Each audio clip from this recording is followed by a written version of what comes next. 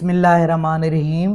आज हमारा chapter number 4 है और चैप्टर नंबर 4 का जो नाम है वो है cash flow and financial planning. अच्छा, इसमें P47 हम कर रहे हैं 7 क्वेश्चन। तो इसमें लिखा हुआ है जी, पहले स्टेटमेंट पढ़ लेते हैं। स्टेटमेंट क्या कहती है? A firm reported and actual sale of 65,000 in the month of June and July. जून जुलाई में 65,000 एंड 70,000 उसकी जो है ना सेल है। दी सेल फॉर कॉस्ट, जो कि आगे उनकी सेल्स होनी है, indicate that sales are expected to be 85,000 and 92,000 and 95,750 for the months of August, September and October respectively. Sales are 60% cash and 40% credit. अब इस चीज को देखे मेरे शेर पुत्र, सेल्स कितनी है? 60% क्या है?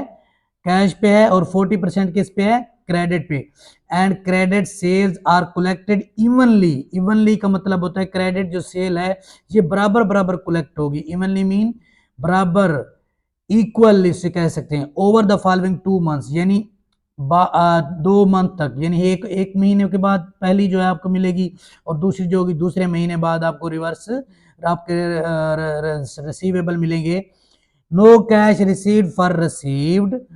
What are the firm expected cash received for the month of August, September and October?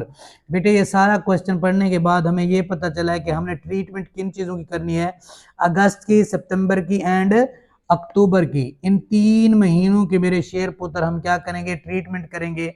देखते हैं ये जो हमारी सेल्स हैं, जून की कितनी है? 65, जुलाई 70, अगस्त 85,000, सितंबर 92,000 एंड अक्टूबर 95,750। ये हमारे पास जो है एक्चुअल सेल्स हैं। अब 60% हमने निकाला भाई, 65,000 का 39,000, इसका 42,000, इसका 60%, इसका 60%, इसका 60%, अप टू सो ऑन। ठीक है ना? अब जहां बच्चे ज्यादा कंफ्यूज होते हैं, जो उसने कहा है 40% जो है आपकी क्या है? क्रेडिट सेल है। कितनी? 40%। अब बच्चे क्या करते हैं? इसी सेल का 40% करते हैं। गलत होता है बेटे।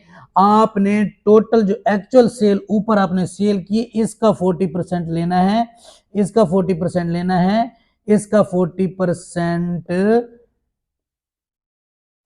लेना है। ठीक है ना? इसी तरह अप टू सारी 40% आपकी क्रेडिट सेल हो गई। उसके बाद उसने कहा स्केड्यूल्ड आफ्टर। ठीक है ना? उसने कहा after 2 month, 1 month and 2 month. अब 1 मंथ की बाद में उन्हें जून की कब मिलेगी आपको? जो रिसीवेबल होंगे आपके जून के, आपको मिलेंगे जी जुलाई के अंदर, और जुलाई वाले मिलेंगे आपको अगस्त के अंदर, अगस्त वाले मिलेंगे आपको सितंबर के अंदर, और सितंबर वाले बेटे आपको मिलेंगे कब? अक्टूबर के अंदर। अब देखिए ना, आपने कोई चीज सेल की है, फॉर एग्जांपल मैं कहता हूं ये पॉइंटर मैंने सेल किया है, ठीक है ना?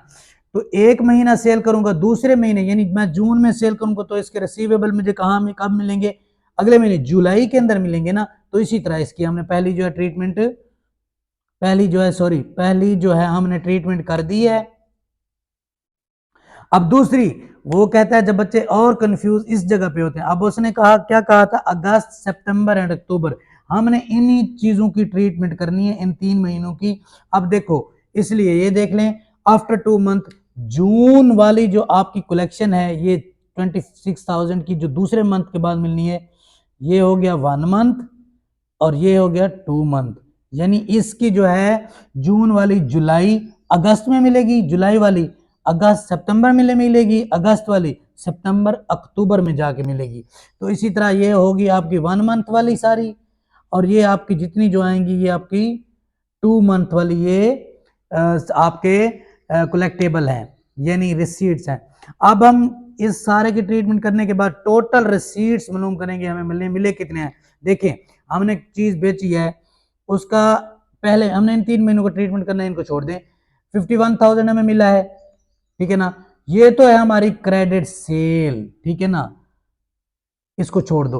अब हमें कितने मिले हैं, हमने टोटल रिसीट को देखना है। इस सारों को छोड़ दो, ये तो आपका 40% हो गया, समझ आ गई? अब मिले कितने? अब ये पहला आपको मिला जी 14,000, 51,000 के बाद यानी 51,000 के बाद 14,000 मिला, और दूसरा आपको 13,000।